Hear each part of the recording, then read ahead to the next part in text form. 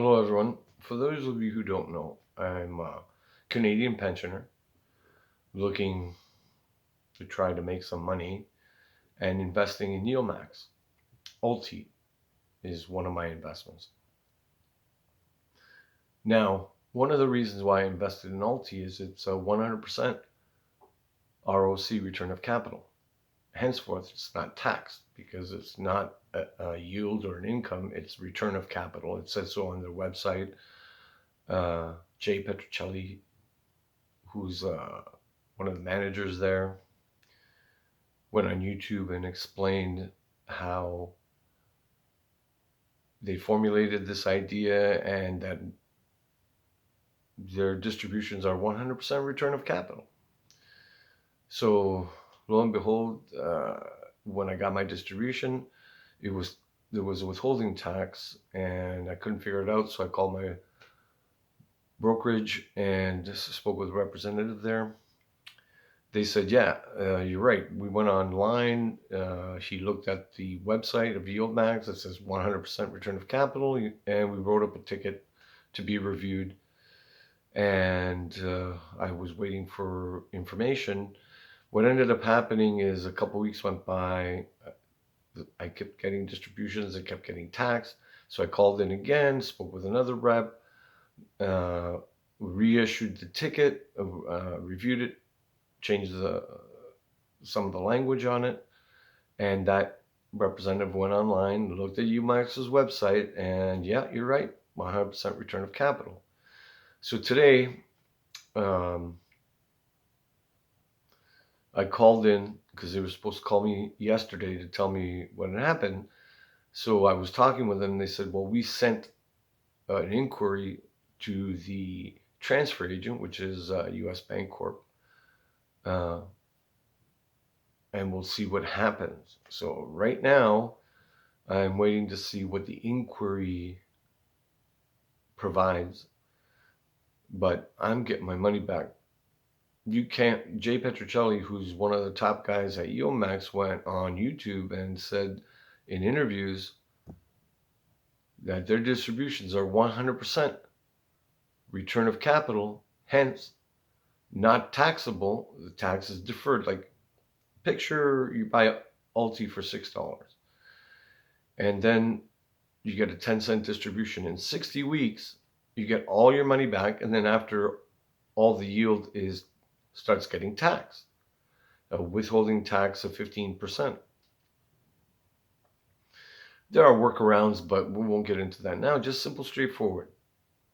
So for the next 60 weeks, I believe, oh, and by the way, if you 50 weeks into it and you get $5 back when you sell it, if you sell it for $6, then you have to pay tax on the difference.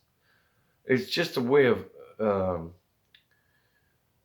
having taxes further out into the future, right? So I thought that would be a great thing. It turns out that there's a disconnect between YEILDMAX and US Bank Corp, and I'm trying to get that resolved.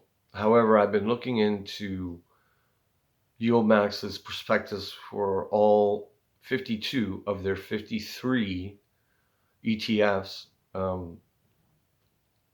Their 39, 37 tax forms, their prospectuses, how they garner this out, and looking into it, I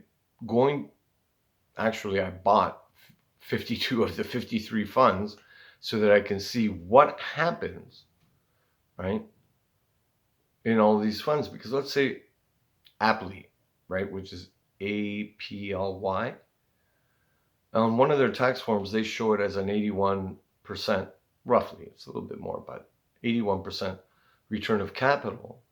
But are they taxing it at 100%? I don't know, because I never bought APLY,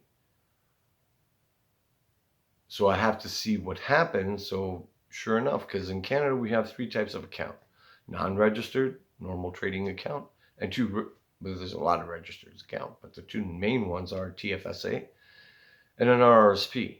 The retirement, the RRSP, there's a tax treaty between the United States and Canada, and they're not taxed. So that's fine. Everything that I've received is done properly in my registered retirement savings plan. The problem comes in a tax-free savings account where that was not included in the trade agreement or the tax trade agreement with between Canada and the United States, and they deduct a 15% withholding tax.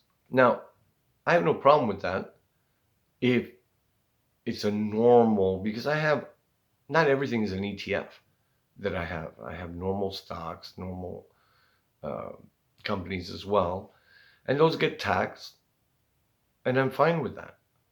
What I'm not fine with is when you go on YouTube and say it's 100% return of capital, that there's no taxes, right? It's deferred taxation, and I'm getting taxed right now. Not only that, but it comes in as income, yield as income, right? And then I have a heck of a time with our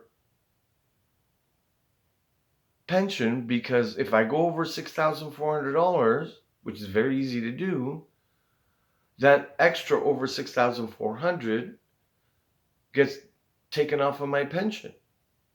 So the way Canada works is when you're retired, you get a certain amount of pension.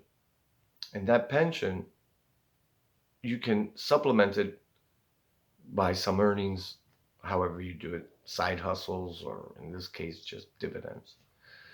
But you can't make more than $6,400, because if you make more, then they deduct it. So, spoke with my brokerage. They've sent an inquiry to US Bancorp about what's going on. And now to see how taxes are working, because, for example, the reason why I brought up Apple, which is an ETF based on a single stock, Apple, is that they're listing on their tax form 81.06 something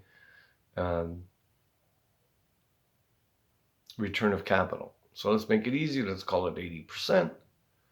So if I were to get, say, $100 in distribution, 80% of it is return of capital, and 20% is yield or income. I would pay nothing on the 80% because it's deferred, it's return of capital, and I would pay 15% on the 20% that's considered yield or income. So for 20% of $100, 15% of 20% is $3. But if they charge me 15% on the whole thing, then I'm losing $13 for no good reason. And I'm not giving a penny. Look, the government doesn't let you off a penny. So I'm not letting anybody off a penny. If it's good for the goose, it's good for the gander. And I'm trying to get this all figured out. As it pertains to everyone else, because the United States has different rules.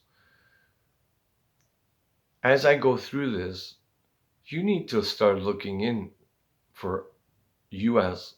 investors. Were you paying like if you're getting $100 and you're getting 15% tax, but 80% of it is return of capital, right? $12 you're paying. They're robbing you. It's not right. Think about if return of capital is considered by blunder or by mistake as yield, that income now raises your overall income, and you could go into a completely different tax bracket and pay extra taxes because you were falsely uh, given the distribution return of capital as a yield or income. This looks like a huge mess. But I'm going to go through it one at a time. Like I said, I bought 52 of the 53 ETFs. The 53rd one is a global ETF only for foreigners. But foreigners, not Canadians, or maybe, I don't know, maybe Americans can, but Canadians can't buy it, as far as I understand.